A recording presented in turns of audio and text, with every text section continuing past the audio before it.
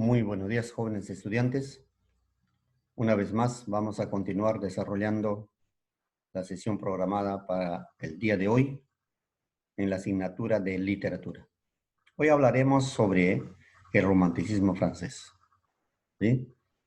Seguramente ustedes ya lo tienen pensado de que cuando se habla del romanticismo, ¿no? Esa palabra maravillosa, sublime, ¿no? Directamente nos conduce al amor, el cariño, ¿no? Eh, no solamente el romanticismo nos dice eso. Claro que era algo romántico, pero eh, esto nos conlleva también por ejemplo, sobre lo nacional, el amor a tu patria, el amor hacia tu paisaje, a tu naturaleza, el amor a tus semejantes, ¿no? Entonces, todo eso engloba el romanticismo. Entonces, ¿qué cosa es el romanticismo? ¿No? Más que nada, el romanticismo en Francia. ¿Cuándo surge? Movimiento cultural y político que se desarrolló en la primera mitad del siglo XIX. Al igual que otras formas de arte romántico, el romanticismo francés desafió las normas del clasicismo y el racionalismo filosófico de los siglos anteriores, ¿no? Los artistas exploraron diversos temas y trabajaron en estilos variados. En cada uno de los estilos desarrollados, la importancia no residía en el tema ni en el apego a la realidad al presentarlo, sino residía en que el autor, el romántico, eh, trata de plasmar, reflejar la realidad en que vive su país en esa época, ¿no? Eh, eh, ellos se preocupan por lo nacional, por ejemplo, problemas nacionales de su país, ¿no? Problemas sociales, culturales, ¿no? La desigualdad, todas esas cosas. Y aparte de eso, ellos pues tienen un rechazo total al neoclasicismo, ¿no? Una escuela que de algún modo revaloró las normas clásicas, las reglas. Entonces, los románticos ya dicen, ¿no?, que ya no quieren estar atados a las reglas, sino quieren ser libres. Por eso surge en oposición al clasicismo, ¿no? Al clasicismo racionalismo, ¿no es cierto? Entonces, su preocupación principal es por lo nacional.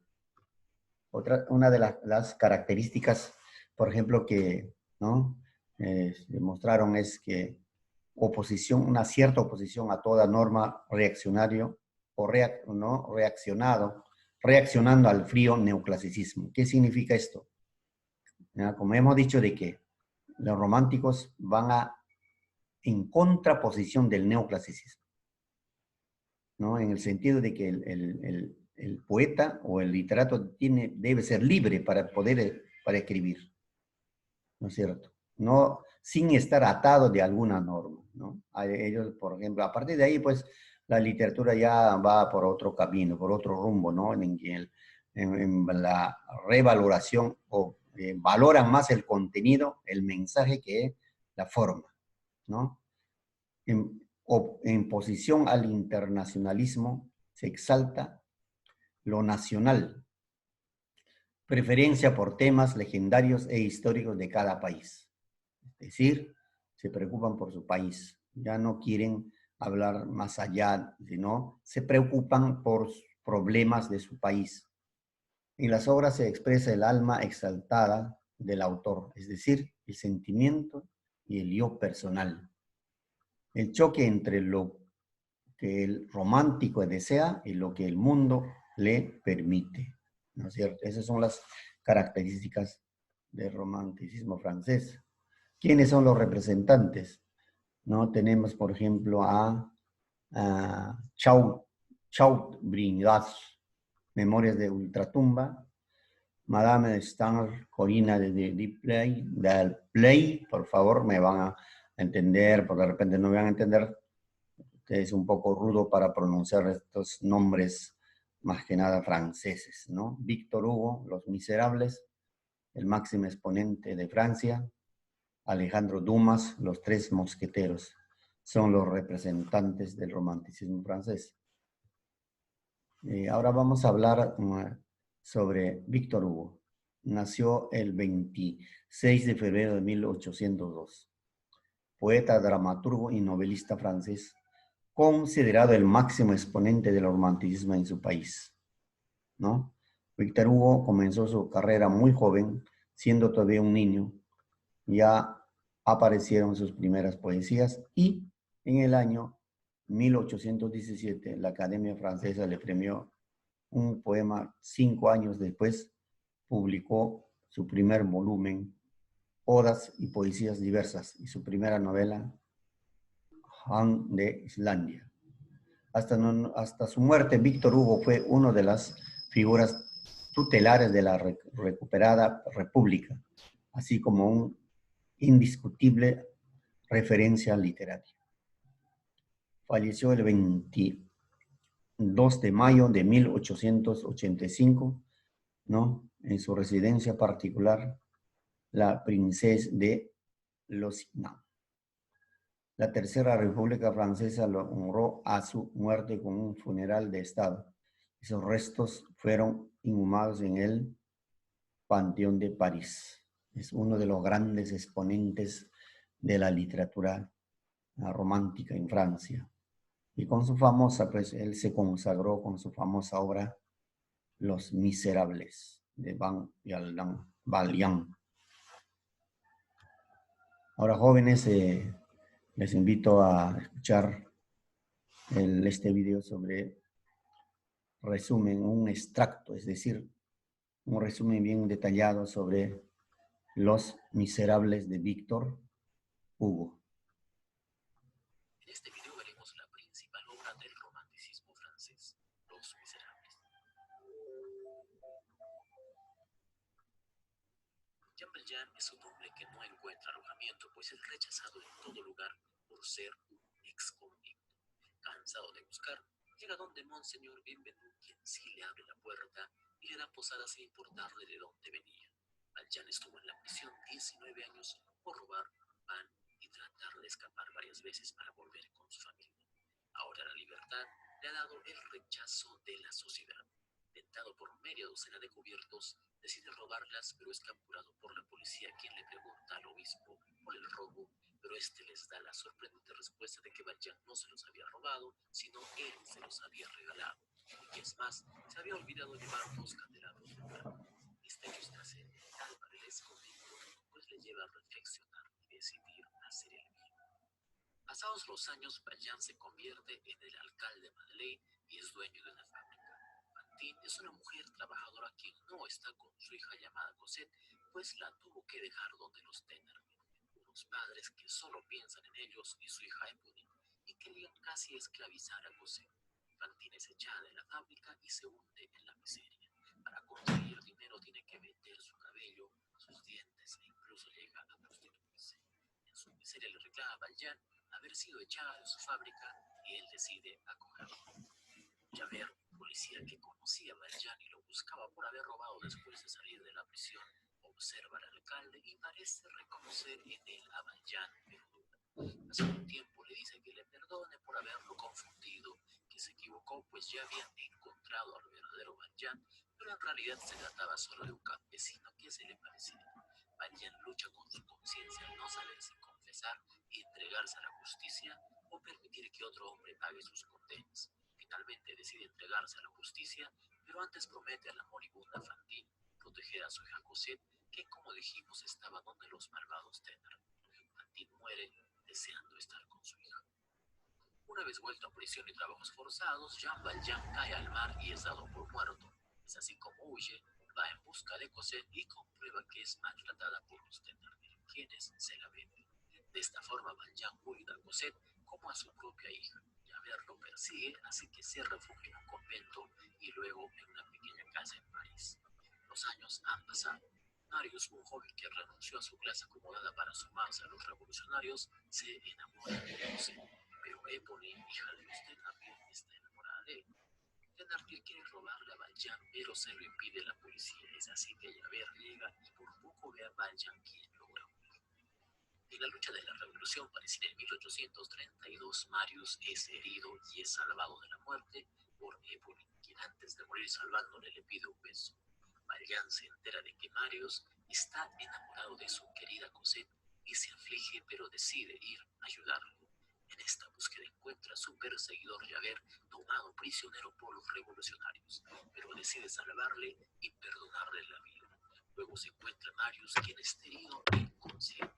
Lo lleva por las alcantarillas para salvarlo y se encuentra otra vez con Javert, quien ahora solo lo ve y le deja pasar. Javert entonces pierde el sentido de sus actos y creencias, el compromiso entre su deber y la moral nuevo. Entonces se arroja al mundo. Marius está ahora con Cosette y descubre que Valjean fue quien le había salvado la vida. Entonces le visitan y con este escena ya Valjean finalmente muere.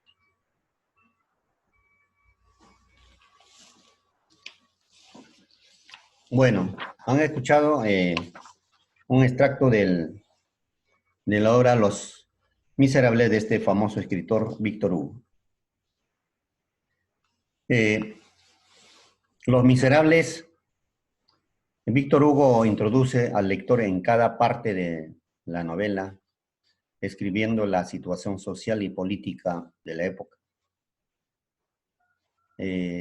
Por ejemplo, a él cómo afectó la pérdida de la batalla de Waterloo, que se llevó a cabo entre el 15 y 18 de junio de 1815, ¿no?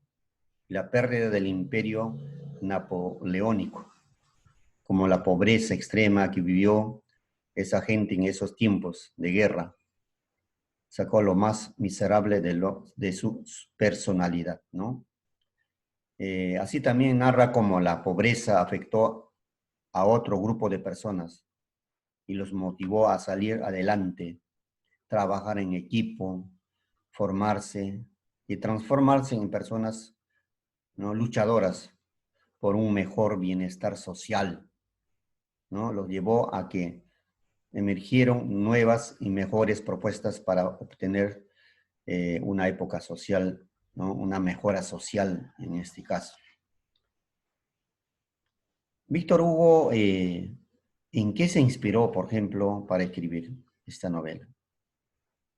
En primer lugar, nosotros debemos entender que es una novela realista, que narra las miserias humanas, sus carencias afectivas, alimento, dinero, y las desgracias de los pobres de la época, ¿no? Escribe o describe el momento histórico, ¿no?, en que vivió Francia y su capital, París, ¿no?, empezando más o menos el siglo XIX, ¿no? El éxito de la novela Los Miserables es pues posible que se deba de la descripción detallada de sus personajes. Es una novela romántica porque se inspira en el amor, ¿no?, en el amor por el ser humano, como les dije desde el principio. El romanticismo, el romántico o la romántica, o como quieres llamarlo, no solamente tiene que ver con el amor carnal, como ya les dije, ¿no? También significa amor a tu prójimo, amor a tu país. Tal es así Víctor Hugo plasma ese amor por el ser humano, ¿no? Narra como el desapego o lo material puede ayudar a un hombre a extender su visión hacia el prójimo y ayudarlo, ¿no?, a salir de la desgracia de su mente, ¿no es cierto? Ahí está el amor hacia el prójimo, ¿no? Entonces, por ejemplo, ¿qué tiene que ver el romanticismo en problema social? Siendo una novela romántica, el autor juega entre la realidad y lo subjetivo, ¿no?, poniendo un freno a la fantasía y colocando al lector en la realidad de la época, ¿sí?, de la época y de los personajes. Y los personajes, pues, ¿no?, pasan recordando el pasado, analizando sus actuaciones, porque la vida los trata de esa manera. ¿Por qué la vida los trata de esa manera, no? Siendo un poco apasionados, en donde abunda la injusticia, la miseria, el hambre, el abandono, ¿no? Todas esas cosas nos hace ver Víctor Hugo a través de estos personajes, ¿no? Por ejemplo, el protagonista, ¿no? Jean Valjean, ¿no es cierto? Este personaje pues, es el protagonista de la novela, ¿no? Y según las circunstancias cambió su nombre en varias oportunidades, como Monsieur Madeleine, ¿no? ¿Y con qué finalidad? ¿Ah? Con la finalidad de, ¿no?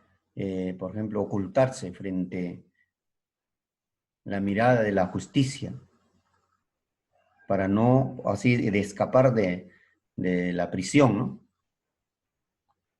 Y sabemos, según lo narrado, él fue condenado por robar un pan para alimentar a los 7 hijos de su hermana, que se estaban muriendo de hambre. La sentencia inicial fue de 5 años, pero por intentar huir en 4 oportunidades, ¿no? Añadieron 12 años a su condena. Y por resistirse durante la segunda fuga, le agregaron 2 años más a su sentencia. Entonces, pues, como todo ser humano, al salir de la cárcel es marginado por tener un pasaporte color amarillo que indica su condición, ¿no?, de ex convicto. Mientras recorre las calles resentido y hambriento porque no le quieren dar trabajo, conoció al obispo Mariel, un hombre que juega un papel fundamental en el cambio de la conducta de este personaje, ¿no? Es un obispo, un personaje bondadoso, ¿no? Que recibió su promoción a obispo después de un encuentro con Napoleón, ¿no? Él es el único personaje que le da posada a Jean Valjean, que le da una oportunidad, ¿no? Dando una enseñanza sorprendente, ¿no? Cuando Jean Valjean le roba sus cubiertos, sus cucharas de plata, y cae a la policía. Entonces, este obispo va a la cárcel, a la comisaría de donde declara en favor de él, ¿no? Donde él dice, no, él no le robó, sino él le había obsequiado, más bien se olvidó los candelabros que le había obsequiado también, ¿no? De esa manera, pues da una lección de vida a Jean Valjean para poder cambiar,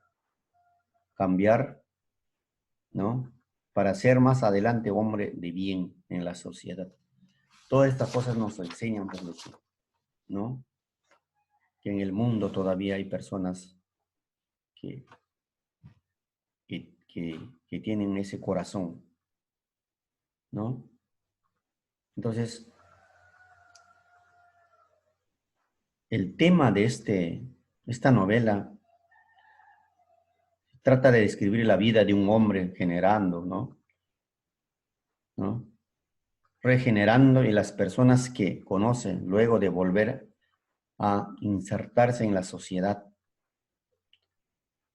A su vez, es una crítica a la sociedad, como el lugar donde creces, que te rodea, puede afectar la vida de cada quien. En la obra se describe la injusticia social, las oportunidades que tuvieron algunos, los cambios políticos e industriales de la Francia del siglo XIX, ¿no? A su vez también es un estudio de las personas, los temperamentos, sus angustias, la decadencia social, su búsqueda de mejor calidad de vida, sus sueños frenados por la brutal realidad, esta realidad injusta, una realidad grande, ancho, pero ajeno, como lo decía Ciro Alegría, ¿no? Mostrando la decadencia de la pobreza en el siglo XIX y cómo emergen a través de esta cruda realidad personajes de buen corazón que de ser seguidas transforman la vida de las personas y logran una paz y amor en el alma. Ese es Los Miserables de Víctor Hugo, ¿no?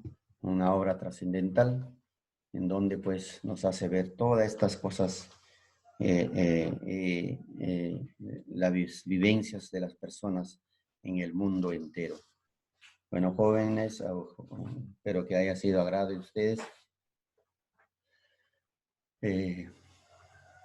Si hubiese algunas preguntas, ya pues estaremos clarificando en horas de la tarde. Por favor, les recomiendo que si hay lecturas en textos, deben leerlas. Y ya así para terminar todas las actividades que nos proponen en horas de la tarde. ¿Sí?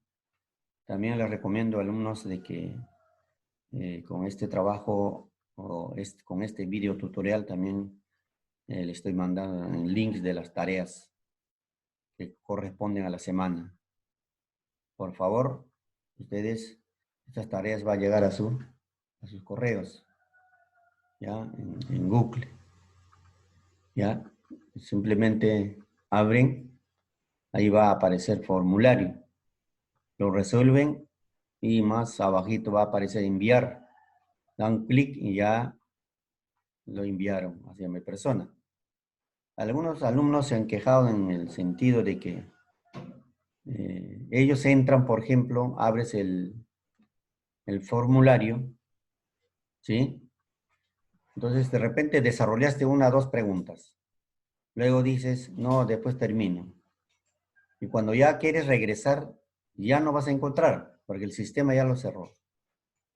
Por eso, si vas a abrir tu formulario, desarrollalo todo. ¿Ya? ¿Ya? En tu libro, desarrollalo. Primero desarrollas en tu libro, ¿ya? Porque ahí está indicado, ¿ya? Qué página está. Desarrollas en tu libro, luego lo pasas al formulario. Y listo. Para no tener, porque después van a decir que no lo hice, no me llegó. Hasta algunos alumnos mienten, ¿ya? Formulario, el link llega para todos. ¿Ya? Tienen un plazo de 4 días. Tampoco no lo hagas. Llegó tu formulario, desarrollaste al azar, ni sin revisar el libro, sin revisar la diapositiva que yo les envío, y la nota es mínima, bajo. Por favor, hagan con mucha responsabilidad. Muchas gracias.